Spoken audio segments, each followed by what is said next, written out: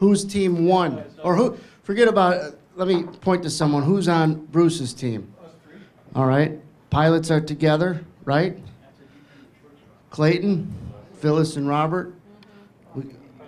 You weren't here, so you four, Mike, Jeff, Tom, and Anthony, and then, you know what? Let them go together. You come down and be with Mark and Chuck. All right? Sorry, Jose, but you're with Mark.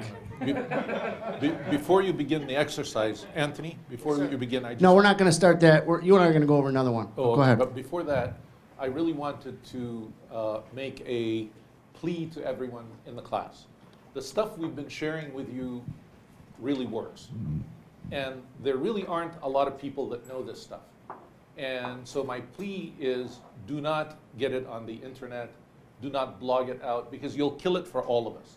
You know, the stuff I'm sharing with you in terms of the 2 consecutive, that has come out of research that we've done in terms of looking back historically to see what makes that an effective entry. Now, once that's out, I guarantee you the market makers will, you know, jumble it, and it will not work for any of us. So if you, the more public you make it, you burn it for everybody. So that's my plea. You know, when we teach these kinds of things, I would greatly appreciate it that you would sort of keep it on the down and low, as they would say. All right. So this means I should take it down? You should. This means that I'm going to take you down. Oh, that's funny. That was good. Right.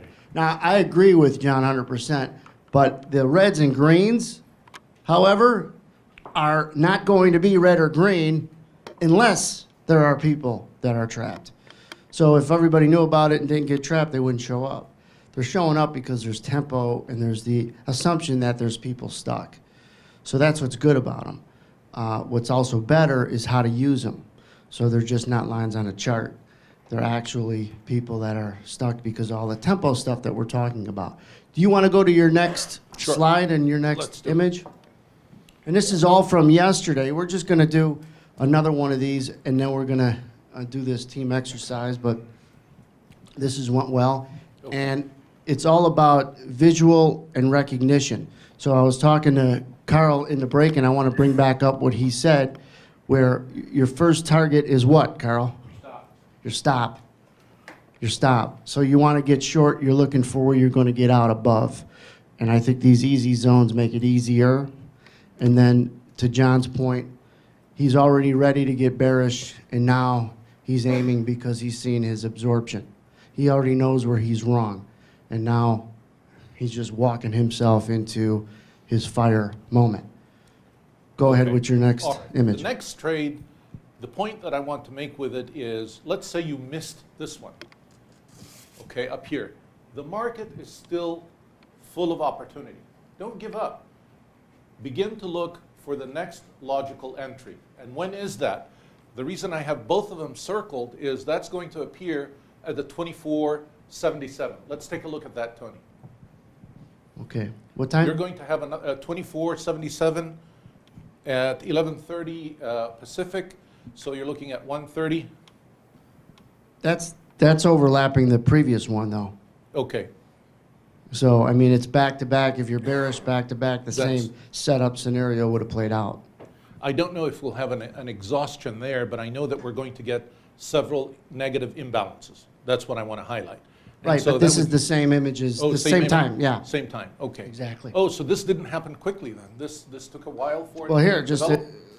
this is 1:30 my time, 11:30 your time. Okay. So it's back-to-back with that previous short, you know, that All might right. have confirmed your bias. Okay, cool. So that's the idea, that if you miss one opportunity, the other one will follow in the not too distant future. So let's take a look at another one. We're going to go long on this one. Nice. Now, what is the basis of this particular trade? We've come down for a retest of the developing volume point of control. Can everybody see that? Yes. Okay, very good. So now, once price comes to that developing volume point of control, which is at 24.75 3/4. All right, Anthony, bring it up. 24.75, 3/4. What time? Time would be 9 in the morning Pacific time. Pacific. So you're looking at 11 Central. All right? Could you explain, though, why you're bullish again? What's Okay. the profile saying that Okay. is making you bullish? All right. First of all, I had a bar that popped up and closed above my developing volume point of control. Observation 1. Observation 2, I'm above the value area low. Observation 3, I have a high volume node followed by a low volume node and a subsequent close. 3 observations. Developing POC moving up, does that contribute at all in any way? Well, it may have moved up in this bar, so that really, and I do know that this is the high, this is more important to me, that low volume node after the high volume node, that's really my big one. So now what's happening is the market is giving me what I would call a golden opportunity. It's coming back in for a retest of that level. So when I see that, I am waiting here, trying to see when can I take advantage of that move up. And you see why I'm bullish? You're running right into the other POC up above. Okay, now remember when the bar opened here, right?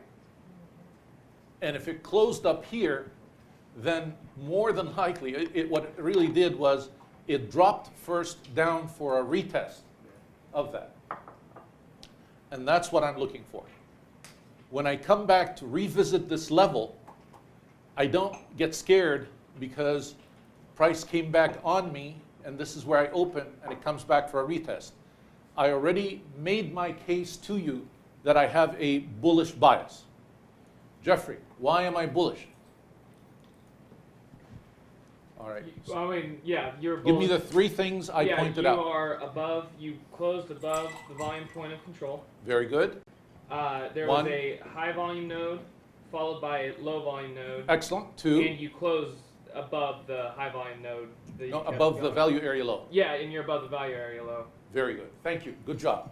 All Yeah, right. of course, he's got a 35 on his ACT. You asked the wrong guy. You closed above the bar previous to. You also closed above And you said the bar brand new previous. high. And you set a new high. That would be number 4. But the first 3 are enough for me. But you know, absolutely. Thank you. Yeah, absolutely. That's true. All true as well.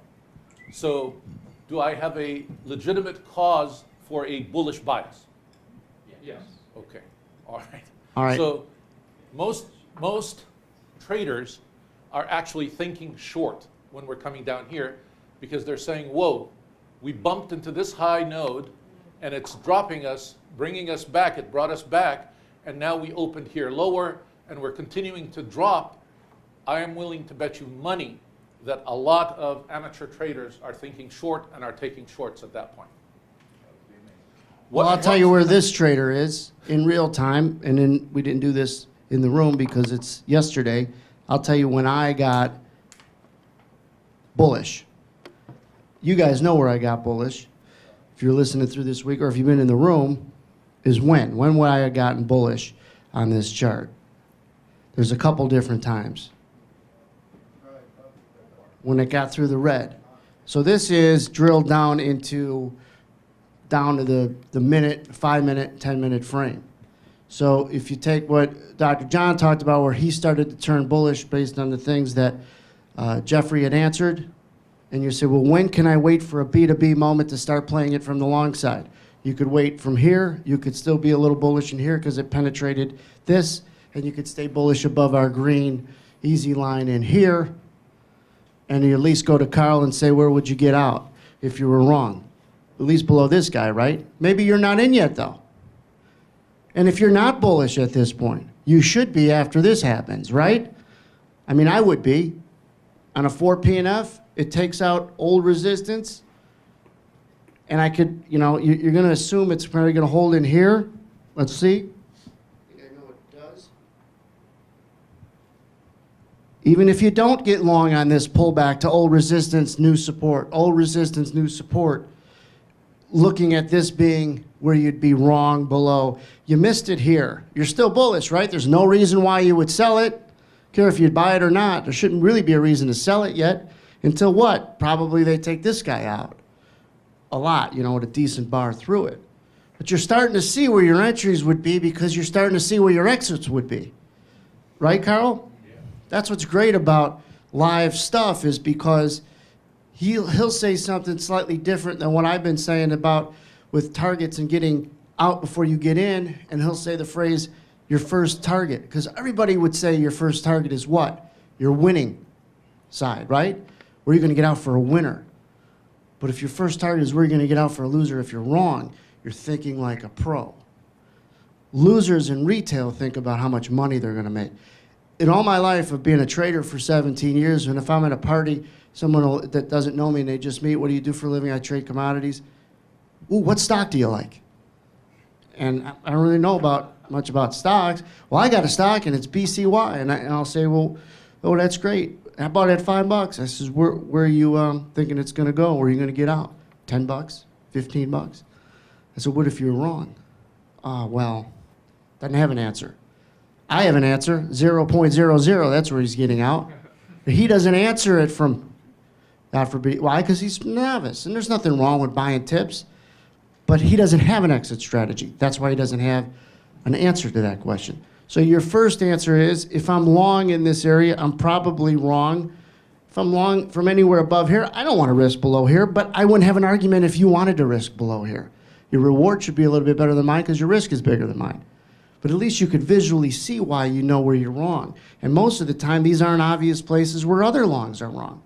But you see the market rise and where it needs to hold to stay bullish. And it's holding the bottom of that range now. Several attempts. At some point, you could still play this thing to the long side, but at some point, you had many opportunities to get this thing at decent prices and have a little bit of a head start. And then this gets into going back into the previous example or two, or the first example we did, where now, if I hadn't gotten long by now, and at this point it's 12:30 in the afternoon on this particular day, I'm seeing some red show up. So say if I've been bullish this whole time and never got long, what the hell are you waiting for? That's what I would tell a junior trader. You're still bullish? Well, why the hell haven't you been long? Give me every reason why. It'd be like every reason's wrong, and you got to change your mind now. You missed it. Now, just because you're bullish doesn't mean, well, if I didn't trade and take a long trade and being bullish, you got to stay that way. You probably missed it. That's why missing trades is so important to recognize, because it doesn't show up on your statement. But it's important because if you're still bullish and you haven't bought it and made any money, you're going to miss these reds coming in to change your opinion because the market's changing its opinion.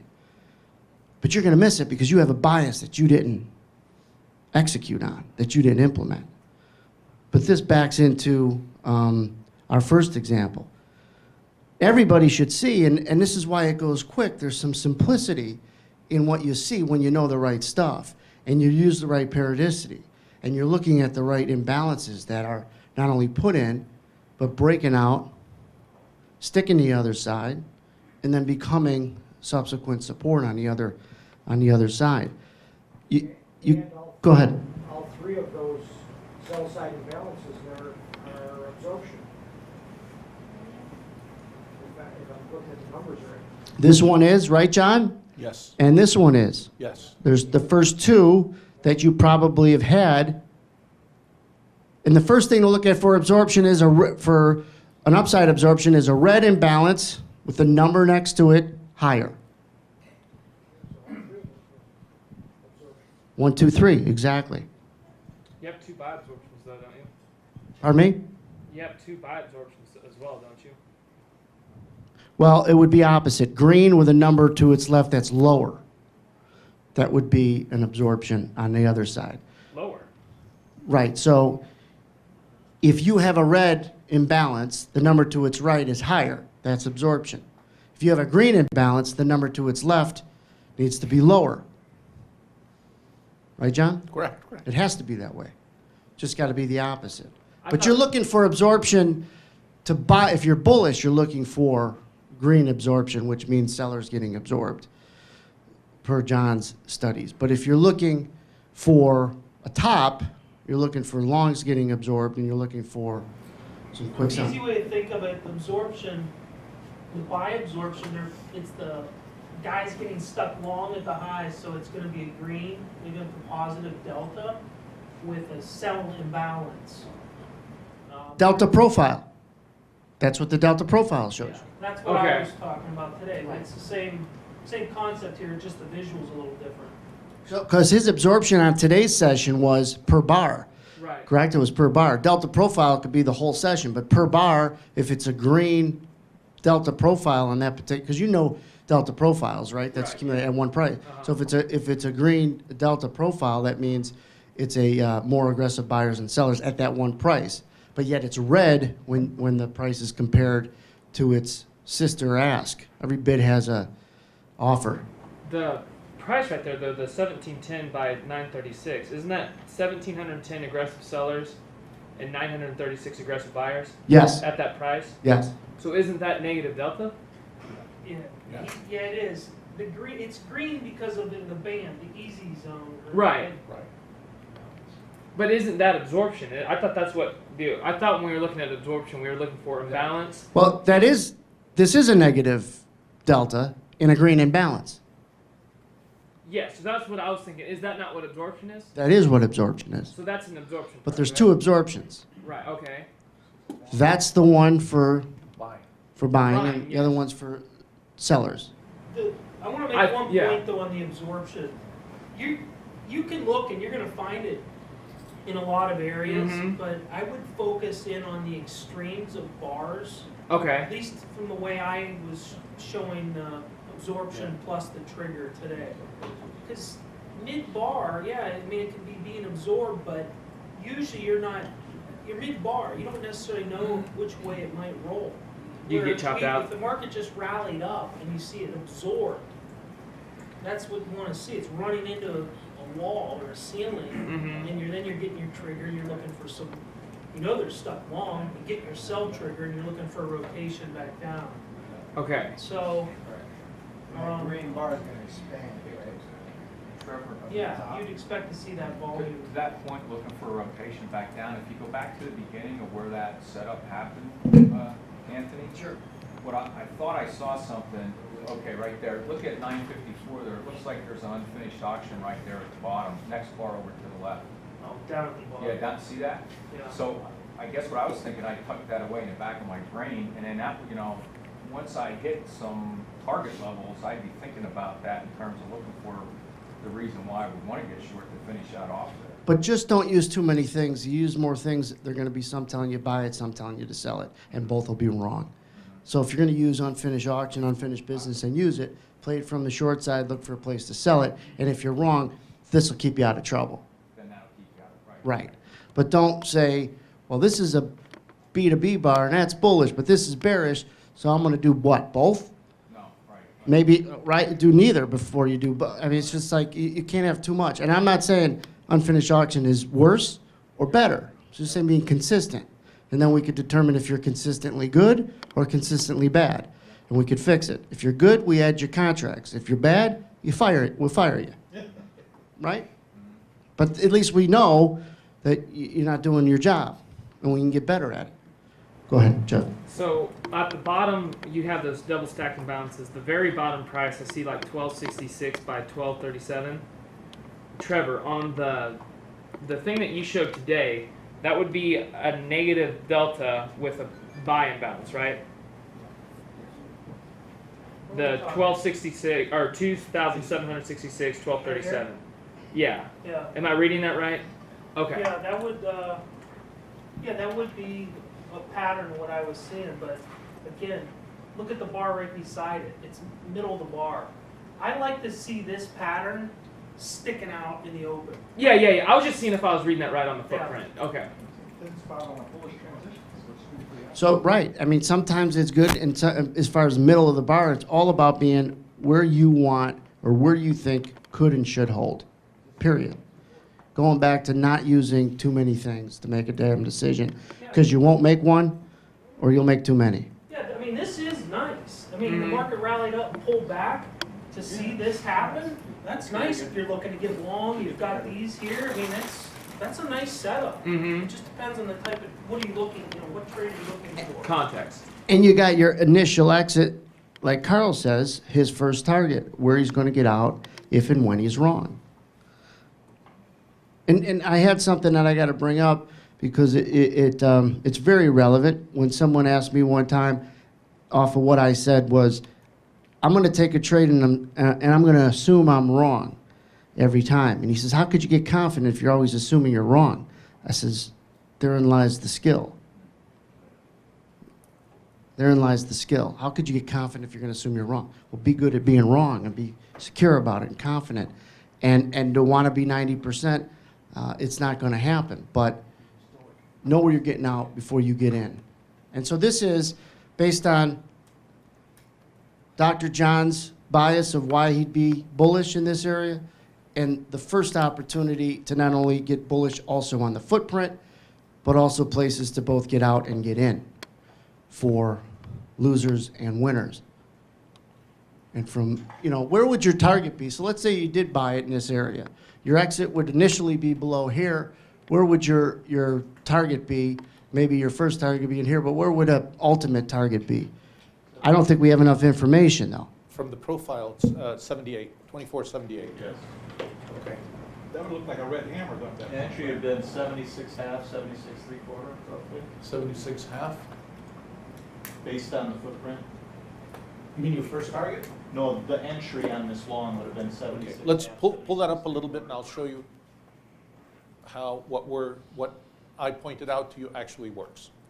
When's the first time that we saw our trigger condition to the upside? It was, For the profile or this? No, yeah, well, we know from the profile the level, and if I 276, so we're right below it to 2475 3/4. it was back. 2475 3/4. Oh, from here we're starting to monitor. So at what point do we begin to see our trigger condition, which is the absorption? Right there. 70. Right there. This is the first time, right? Okay. When's the next time I get another one that is in the sequence? 282, 239, Very good. I have one. When do I get the second one? 234, 4, 2480. Okay. All right. Now take a look at what happens next. Up, up. And you're already bullish because it broke through this red. You're already bullish in here. You're anticipating support, and now you're seeing support work.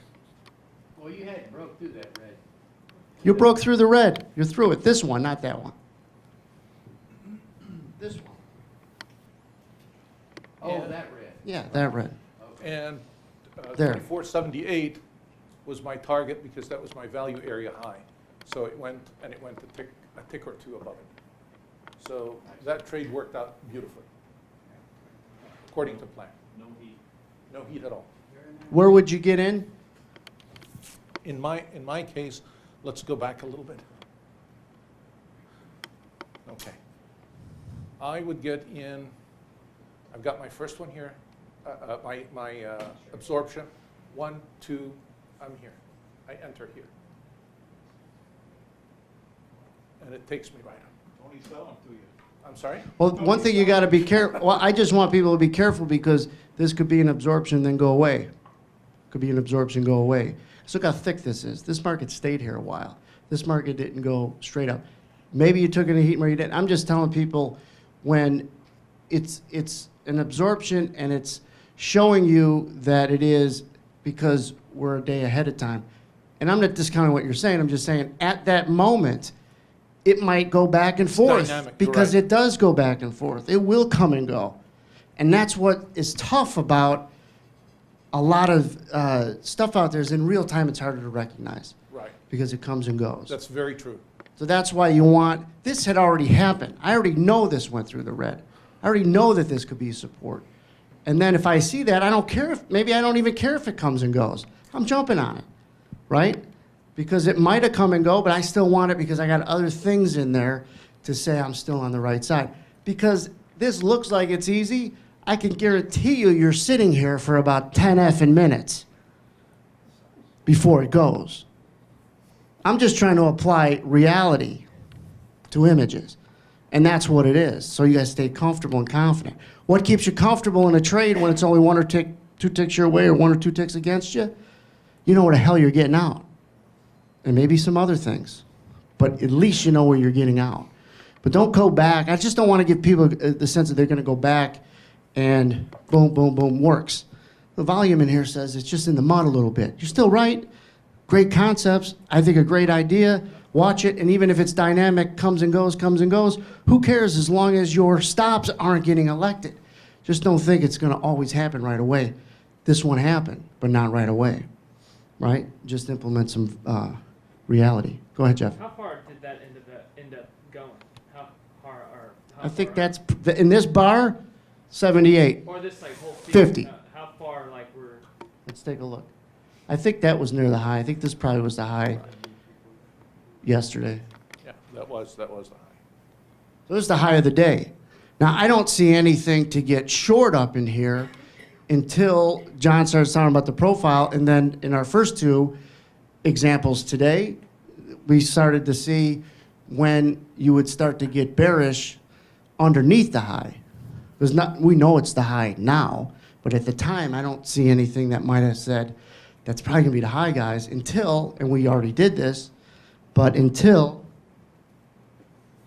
you started to see those reds pop in and hold, and hold. I have another word of caution. Let's bring it back so I can show it to them.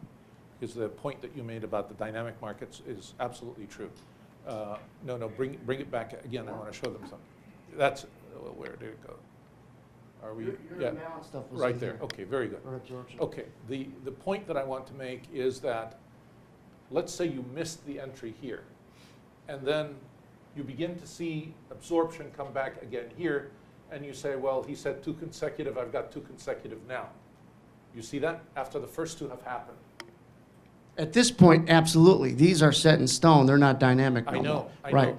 That's very dangerous because you're not necessarily going to get the same impact that you would from the first 2 consecutive if you missed this one, and then you're looking at this one to be your next consecutive one. If you missed the first 2, the third consecutive down the road does not mean the same thing. Did I explain that correctly? Okay. Now, another thing, that was the caution. Now I'm going to show you how you get an affirmation when the market is dynamic. You have the 239 appear at this level, and then you have another absorption level above it, the second consecutive one, and it's at least 3 times the volume of what this was. Confirmation that the market is facilitating trade to the upside, and even though it still is dynamic, it helps increase the probability that it will work. But if this is much smaller in volume, the probability of success reduces significantly. I could tell you how this market moved just by the volume. It came down in here, it skipped up and stopped. And it sat, and it sat, and it sat, and it sat, and it went up really slow. And it came down kind of slow. So Came up a little Anthony's fast. words of caution are very well placed. And even if it is dynamic, I think it's powerful enough to stick with the damn thing. If it flips, because you recognize it, and it's set up and it might not be as powerful. But and I think what John's saying is, if you wait too long, be careful. You have to assume you Yes, missed exactly. it. But what happens is you got this absorption in here, and it's the trigger, and it comes up in here, and you're long, and then it comes down in here, and the absorption is gone, and it goes down in here, and then you look back and say, why the hell did I buy it? I didn't see absorption. Well, bullshit, you did see absorption.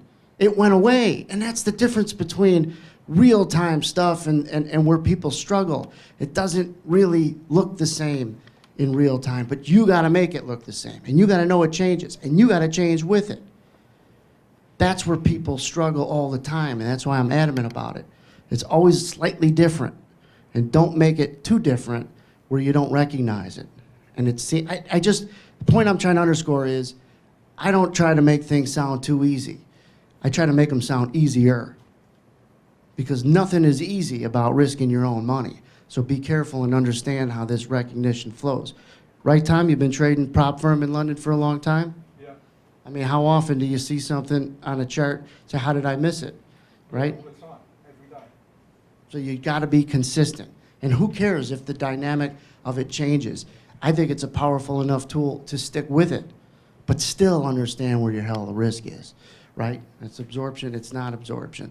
And so when you look back on a chart, you'd say, I'd take it here, but in real time, you did, and it didn't show the same. But I think that these are really good examples of really powerful profile stuff to give you an opinion, and then to drill down into the weeds, and this is where people struggle. I think they struggle with both, especially the way John explains the profile, is he brings it down for people. He realizes that's not the end-all, be-all, and this might not be the end-all, be-all in a vacuum, but both of them together, ready, aim, fire. This is in the weeds that people get lost in, that are afraid to come down in. That's why long-term traders, they still got to trade real time. Come down and play with us for a little bit. We shake them out and then it goes. We shake them out and then it goes. So be part of the then it goes instead of part of the shakeout. Just be consistent at where the hell your exits are. And be disciplined to say, I'm wrong. If I'm long above here, I'm wrong a little below here. And guess what? You're going to get stopped out for a loser and the son of a bitch is going to go. And that's going to happen sometimes too. Deal with it, but be consistent. Do we want to roll right into this team exercise because we covered a few of these? We'll do a little team exercise. exercise. I Yeah. wanted just to show them one more because Sure. I wanted to highlight what we call the opportunity zone. In the profile, when price drifts between the 70% value area low and the 90%, that's what we call an opportunity zone on the day's profile. Why is it an opportunity zone? Well, it's an opportunity for one or two types of trade. Price is going to do one of two things when it deviates away from the mean being the developing volume point of control. It's either going to come back into value or, in fact, it's going to continue to drop lower. Are we in agreement? Okay. So now, once we're in this zone, we need to take a look at the footprint to tell us what's happening and which way are we going. And if you will indulge me for a moment, Anthony, and bring up Sure. 6:30 a.m. at the open, Okay. or is this 8? I'm sorry, 8:30. 8:30. 8:30 your time? 8:30 my time, that would be 10:30 your time. It's around the same sequence. No. Oh, in here, this is 10:30. This is 10:30 my time, right in Okay. here. All right. Now, once we're down here in this zone, we take a look at what's happening to price, and does it look like it's dropping lower and intending to break the 90% and continue to drop, or are we making a U-turn and going back into value? From the green bars, it's very apparent that we're starting to create levels of support and we're heading back up into value. Hey, Now- why don't you go left, because you're looking at, I think the far, there you go, that. Just to me, and it's not everybody, it doesn't have to be everybody's Okay, well, let's see. bearish to bullish moment, but 2475. mine isn't here. 2475, where are we with 2475? This is it right here?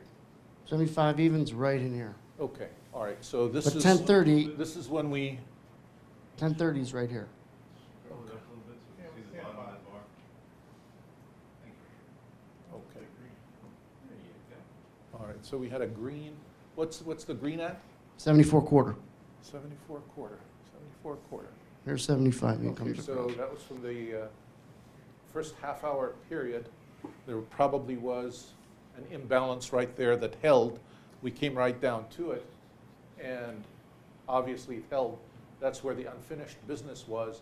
But if you take a look at it and you look at the development of price and the movement, nothing is really moving to the downside. So at least it helps guide you towards the direction of where the market is going.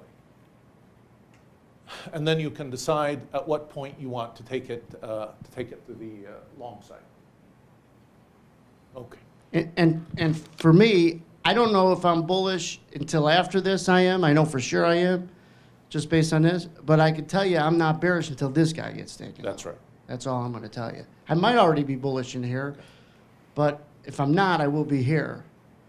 And I probably ain't going to be bearish, rather, until this guy gets taken But see out. how helpful it is to have that when you're in the opportunity zone, and to see that level there, and know that if that holds, we're going to head back up. If that breaks, we're going to continue dropping. I would imagine most room and edge guys would have put their transitional barn here, right? Yeah. And if not, in the middle of it towards the end. I mean, after you see this short time frame, you're not going to be bearish. You're not. You don't have to be super bullish. You're not going to be bearish after you see this and you're in here. You know, whether or not you buy it off of this green zone, you need this SOB to get taken out to get bearish again. So it's just keeping you on the right side, even back in here. If you're not bullish here, you are right there. Hopefully that provides good visuals to walk you through stuff All right. real time. Okay. Ready for the exercise.